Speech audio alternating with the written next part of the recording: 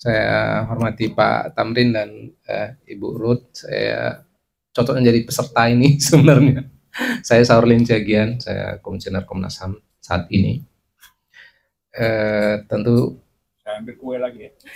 Ngisi bensin. Saya lihat komunitas ini agak lain ini ya, karena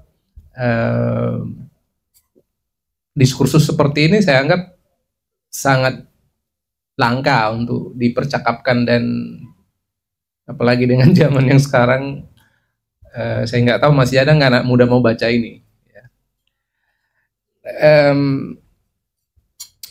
Lalu terkait Pak Cip ini, mungkin saya sisi humanis sedikit ya. Kebetulan mungkin agak berbeda perjumpaan saya secara fisik dengan beliau itu sering dulu. Kenapa saya sebut sering? Dulu Pak siswa dan teman-teman ini mengajak saya ke Diemen, namanya, ada namanya kelompok Diemen di dekat Amsterdam. Asal ada pertemuan selalu saya diundang ke sana, dan dia selalu menjadi percakapan. Saya kurios sebenarnya, kenapa Bapak ini menjadi selalu percakapan? Orang-orang hebat yang lain mempercapkan dia, kira-kira begitu. Lalu saya mendekati beliau beberapa kali, saya temani naik kereta, rumahnya di Rotterdam, dan suatu kali saya meminta izin bisa nggak saya ikut ke rumahnya ngobrol-ngobrol gitu. Lalu dia membuat jadwal, kalau nggak salah itu hari Minggu pagi, saya datang ke rumahnya di Rotterdam sekitar 30-an menit dari Den Haag tempat saya itu.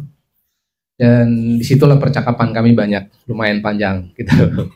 Dan foto yang saya bagi itulah foto yang saya ambil, katanya itu langka fotonya karena jarang beliau ini ada fotonya. Lalu saya foto, bisakah saya foto? Saya bilang saya foto beliau. Lalu percakapan itu membuat saya memang semakin kagum sama beliau ya. Dia itu orangnya sangat humble, intelek, sangat mandiri, nyuci baju sendiri ya, di umur yang 80-an. Itu ciri orang komunis. Nggak pernah minta orang lain cuci. Dan marah kalau dibantu. Iya.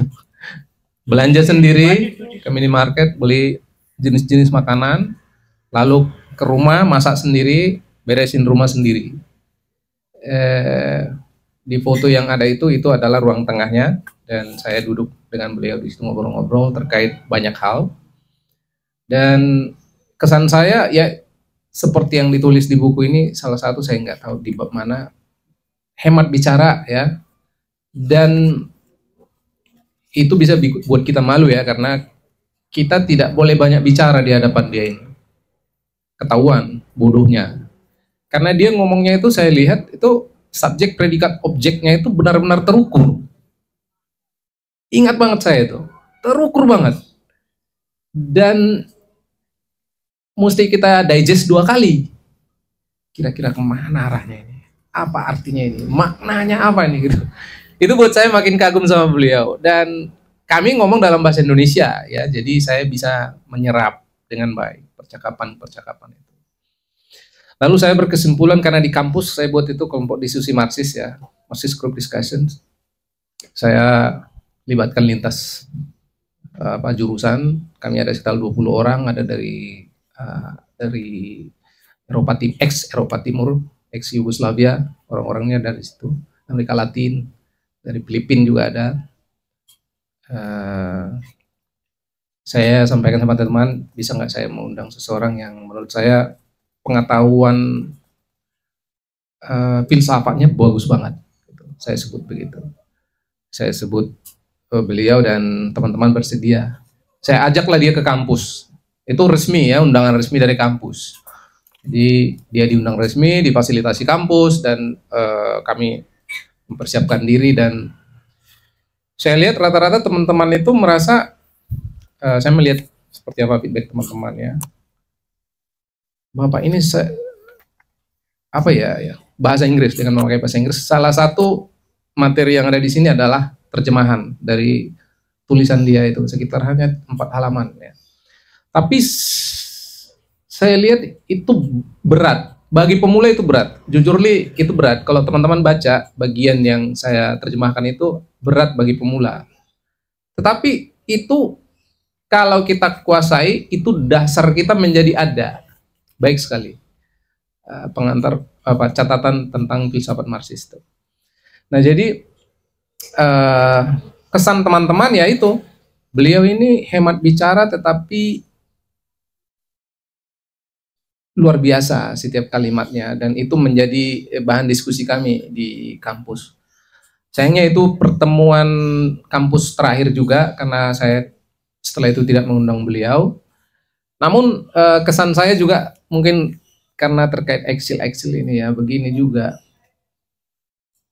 Maaf ini ya, Mbak eksil juga di sini. Percakapan eksil ini menarik ya. Ini saya mau sisi humanisnya aja karena bertarung filsafat pasti nggak bisa saya ini. Di pertemuan-pertemuan yang kami lakukan tuh di Dimen dan di beberapa tempat lain, kadang juga di tempatnya Ibu Meili Xiao, kadang di Amsterdam di tempat lain. Biasanya itu akrab sekali ya, akrab, tapi itu biasanya 45 menit pertama, Pak.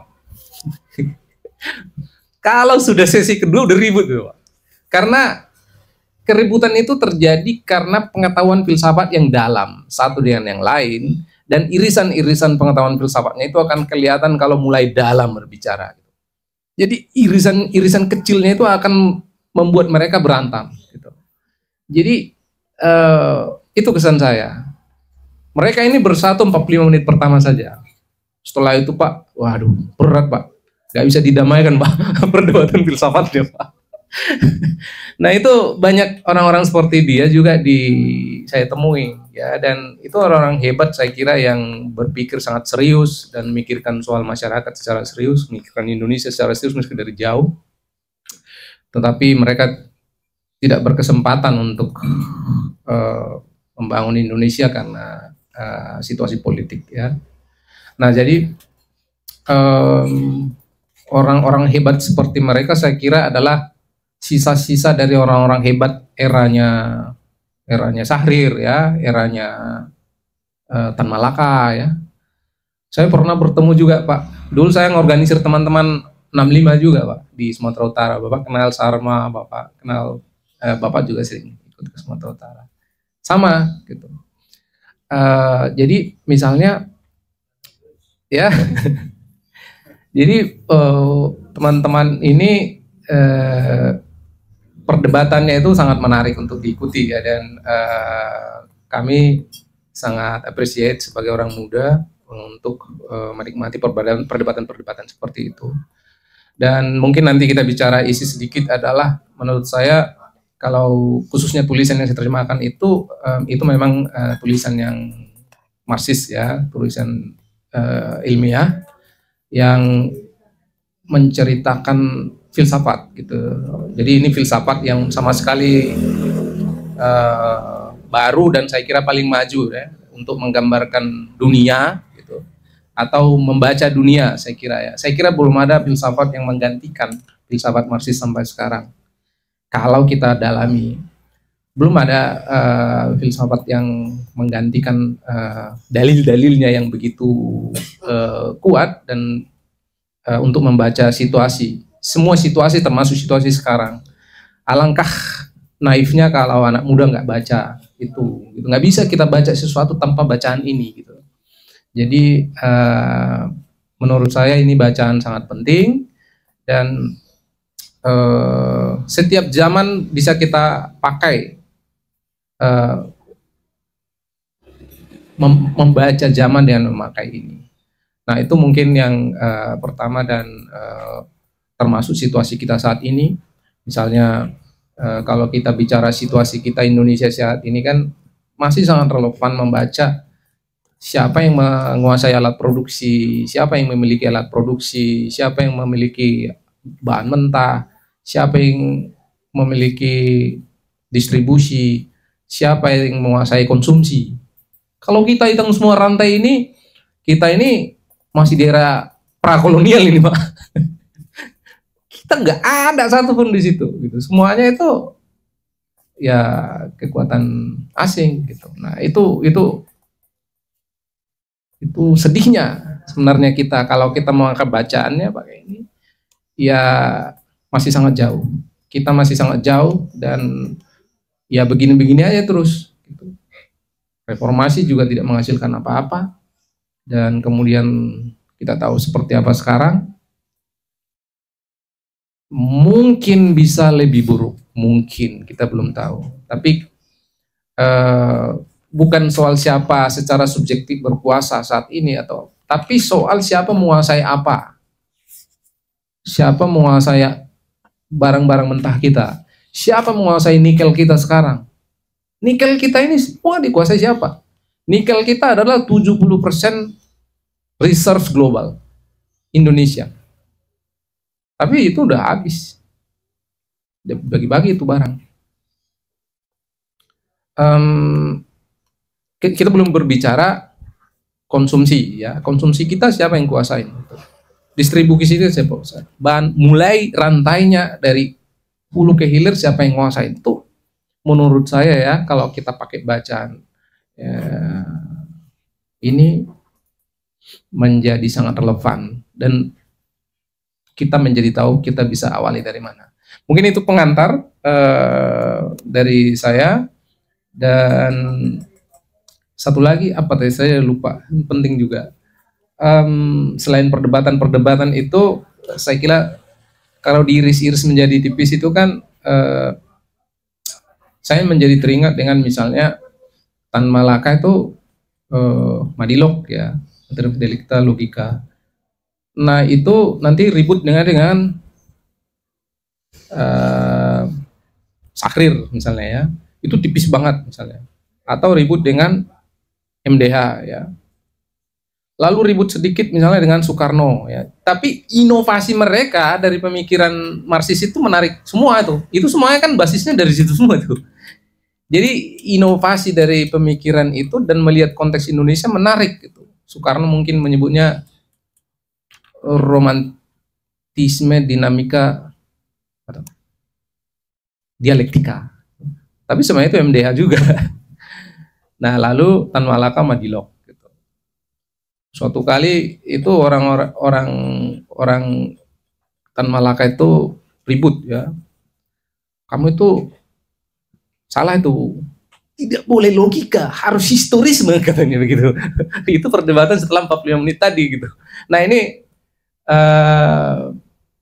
sesuatu yang menurut saya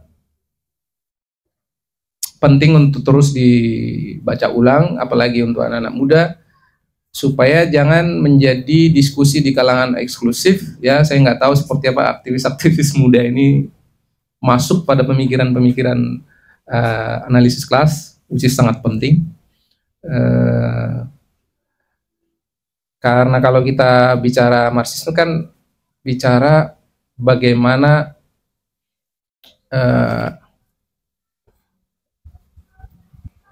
perkembangan masyarakat itu dibaca dan melakukan perubahan gitu. Jadi bukan hanya sekedar bacaan, tapi bagaimana perubahan dilakukan dengan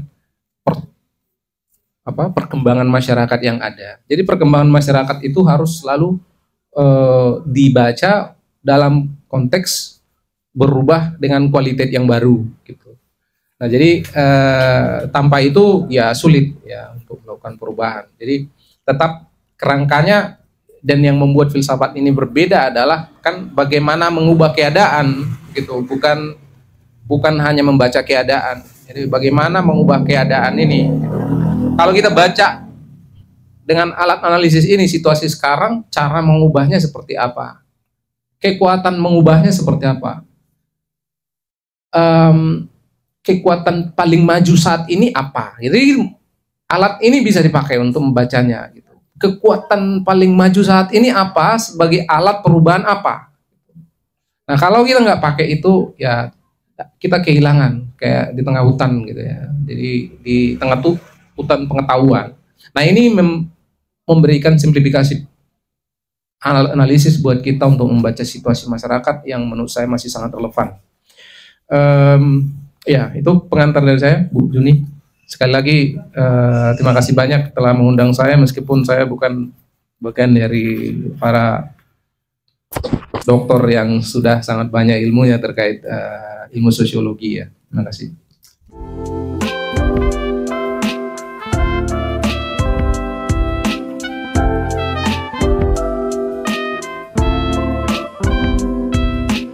Komnas HAM saat ini kan sudah menetapkan peristiwa beliau sebagai pelanggaran yang berat, dan oleh karena itu kita secara masif saat ini melakukan identifikasi untuk mengeluarkan surat KTP korban, gitu, KTP korban pelanggaran yang berat, yang sekarang kita sudah punya lebih dari 10.000 di seluruh Indonesia, dan itu masih terus kita lanjutkan. Nah, saya ingin agak ke dalam sedikit karena tadi pembuka ini agak dalam. Nah, filsafat Marxis ini menurut saya sekali lagi menyampaikan relevansinya, ya, relevansinya untuk kalau tidak sebagai sesuatu yang diyakini, tapi sebagai sesuatu alat baca, masih teramat relevan dan harus menjadi bacaan wajib menurut saya untuk siapa saja, gitu, untuk memahami apa saja, karena ini filsafat, gitu. Nah, dalam tulisan dia di halaman 155 itu yang saya terjemahkan, ya, mungkin kalau Bapak Ibu nanti beli bukunya di sana, dijual, Pak? 155. Dijual, ya? Oh, berarti nggak dijual? Oh, oke. Di situ ringkasan filsafat Marxis, atau catatan tentang filsafat Marxis 155. Saya menerjemahkannya dari bahasa Inggris berjudul Random Notes on Marxist Philosophy. Nah, 3 doktrin Marxisme itu menurut saya masih sangat relevan sekarang, ya, termasuk ekonomi politik dan teori sosial ilmiah yang sudah disampaikan Pak Tamrin tadi, bahwa sosialisme itu adalah bagian dari siklus sejarah perkembangan masyarakat, gitu ya. Dan sebagai sebuah keyakinan ilmiah, saya kira itu juga masih yang termaju, belum ada yang menggantikannya, karena kalau disebut ini sebagai era kapitalisme, itu juga direcognize dalam filsafat itu. Kenapa? Hanya saja durasinya kita tidak tahu. Ini kapitalisme masih berumur 500 tahun, ya, dan feodalisme berumur lebih dari 1000 tahun. Dan ini soal durasinya, saya kira Marx tidak menyebut, tapi peran pasca kapitalisme itu terbentuk dengan identifikasi kekuatan-kekuatan yang akan berhadapan dalam konteks tadi disebutkan kontradiksi pokok. Nah, bagaimana cara memahami kontradiksi pokok dalam Marx, dalam filsafat Marx disebut kita harus memahami kontradiksi dasarnya. Dan kontradiksi pokok bisa berubah, tapi kontradiksi dasar tidak. Itu menariknya, gitu. Jadi kontradiksi dasar bisa dan sangat relevan dipakai untuk membaca situasi Indonesia saat ini, gitu. Dan menurut saya, dan oleh karena itu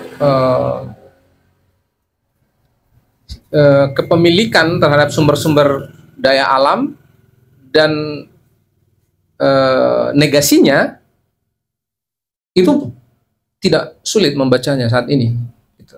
Tidak sulit. Nah, itu sebagai alat kita kemudian menentukan kontradiksi pokok. Nah, itu yang dia bahas. Saya kira sebagai alat baca menjadi sangat relevan dengan situasi Indonesia saat ini. Kalau misalnya coba kita lihat seperti apa, kenapa kalau banyak orang mungkin frustasi dan dianggap sebagai delaying, ya, tetapi menurut saya memang situasinya perlu kita baca ulang apa yang disebut Mbak Ruth tadi, kontradiksi pokok kita sekarang apa kalau Om Cip kemudian menerjemahkannya sebagai bangsa Indonesia versus finance global. Terlalu general, menurut saya itu terlalu general. Itu perlu kita identify lebih detail, lebih konkret di Indonesia. Nah, hari ini misalnya ada euforia Palestina diterima sebagai anggota PBB dan dianggap sesuai dengan merdeka oleh General Assembly. Tapi kan sidang tadi malam. Tapi kemudian saya berpikir belum tentu. Karena apa? Itu masih apa namanya, non binding, ya. Yang binding itu nanti Security Council. Di situ oligarkinya oligarkinya dunia kita, gitu. Jadi kemudian di Indonesia misalnya begitu ya. Bagaimana kita membaca kemenangan Gerindra dengan analisis Marxis? Ini menarik menurut saya, dan ini membuat kita memiliki semacam pemahaman yang menurut saya jauh lebih maju ya untuk memahami situasi yang kita hadapi saat ini daripada harus frustasi. Kejatuhan Soeharto seperti apa yang kemudian kalau dalam banyak bacaan disebut sebagai kemudian perjuangan mahasiswa dan ada kemudian pembajakan, lalu pembajakan itu menyebabkan apa yang kita alami sekarang gitu ya, karena reformasi 98 sebenarnya hanya pergantian subjek ya, bukan pergantian objek gitu. Subjeknya aja yang berganti, tetapi relasi kuasanya sama, sehingga apa yang kita alami sekarang adalah buah dari apa yang terjadi dalam 25 tahun terakhir, sehingga kontradiksi pokoknya menurut saya belum berubah, masih di situ-situ apa yang kita sebut dengan oligarki, masih itu aja aktornya, belum berubah sampai sekarang. Nah, saya ingin minta Bapak Ibu untuk membaca bagian itu karena menurut saya itu bagian yang agak penting dari buku ini, dan mungkin secara teknis Pak Siswa, jika ini diterbitkan, kalau saran saya sangat hormat dengan ini, Bung, dengan upaya Bung melakukannya dengan voluntary dan lain sebagainya.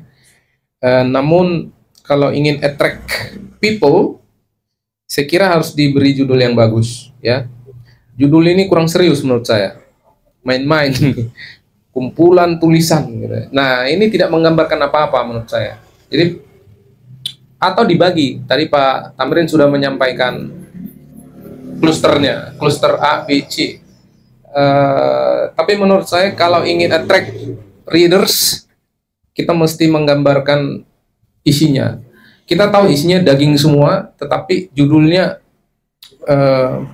menurut saya perlu diperbaiki. Keamanan, Hah? keamanan. Oh iya Kak? Demi keamanan. Halah, sudah bebas sekarang Pak. Yang usah. Keluarganya. Oh gitu. Oh oke. Nah, lagi-lagi ingin saya hanya terakhir sebelum saya berangkat, izin saya harus pulang. Kita perlu dengan alat ini membaca. Kita ini saat ini di tahapan mana ya? Tadi disebutkan setengah jajahan atau setengah apa, tapi bacaan yang utuh dengan memakai analisis Marxis saya kira belum ada. Ini yang selalu kita ingin miliki sebenarnya. Kalau ada bacaan terbaru untuk situasi sekarang, saya ini sangat relevan sebagai alat baca, tapi untuk membaca situasi sekarang penting. Mungkin Pak Tamrin bisa mengawali suatu penulisan terkait situasi sekarang dengan memakai analisis ini, mungkin akan sangat menarik. Kami di Indo Progress punya podcast baca dan terakhir saya tutup dengan percakapan terakhir saya juga dengan beliau. Mungkin bercanda tapi mungkin benar. Suatu kali beliau diminta oleh DN Aidit untuk menulis buku Sosialisme Indonesia. Lalu Pak Cip datang ke saya, ini bukunya, kasih ke saya baca, judulnya Sosialisme Indonesia, tulis oleh DN Aidit. Lalu dia bilang, percaya nggak dia yang nulis? Kata dia. Iya dong, saya bilang.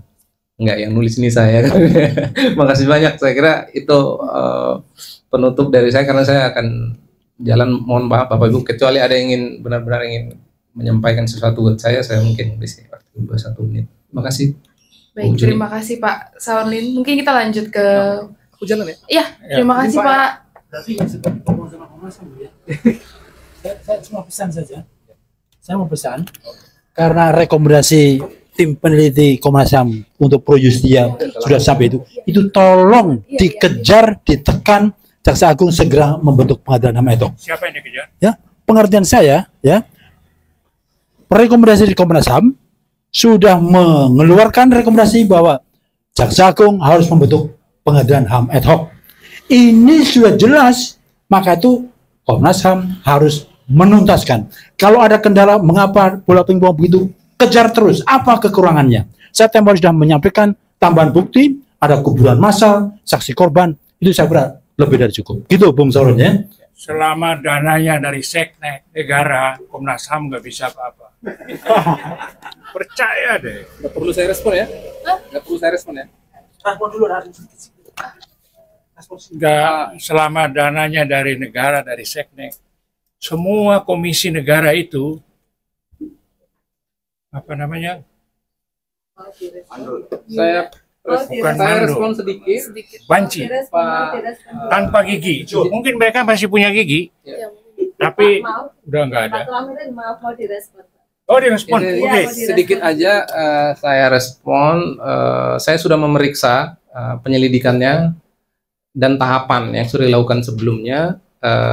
Ringkas saja saya kira untuk pelanggaran HAM yang berat sebelum tahun 2000, maka Komnas HAM melaporkannya ke DPR. Dan laporannya sudah disampaikan ke DPR, Pak. Dan kemudian DPR sudah meminta Presiden SBY untuk membentuk pengadilan ad hoc dan KKR dan lain sebagainya. Dan ya tentu itu masih aktif ya, itu tidak gugur ya, itu masih Kalau itu masih dilantik aktif. bagaimana? Mungkin itu Tambah lagi, Dan tambah bencana. karena itu perintah DPR kepada Presiden. Cuman Presiden kan bikin itu dorman ya, dorman selama 15 tahun terakhir, 20 tahun terakhir. Lalu sebenarnya era Jokowi tidak dorman karena dibentuk KPP HAM tetapi untuk merespon korban, tidak pelaku. Namun Komnas HAM tetap konsisten saya kira untuk terus melakukan tugasnya, dan kita akan lihat belum ada pembicaraan untuk membuka kembali di Komnas karena itu sudah diserahkan kepada DPR dan DPR sudah menyerahkan ke Presiden. Jadi bolanya di tangan Presiden. Makasih Pak. Izin Pak.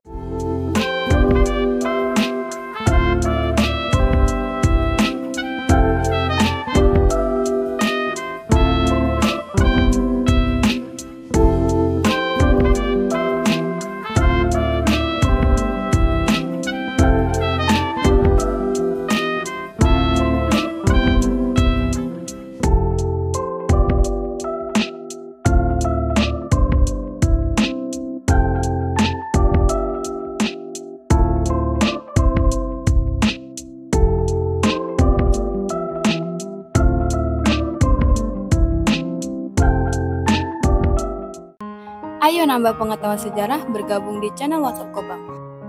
Untuk bergabung, silahkan scan barcode ini.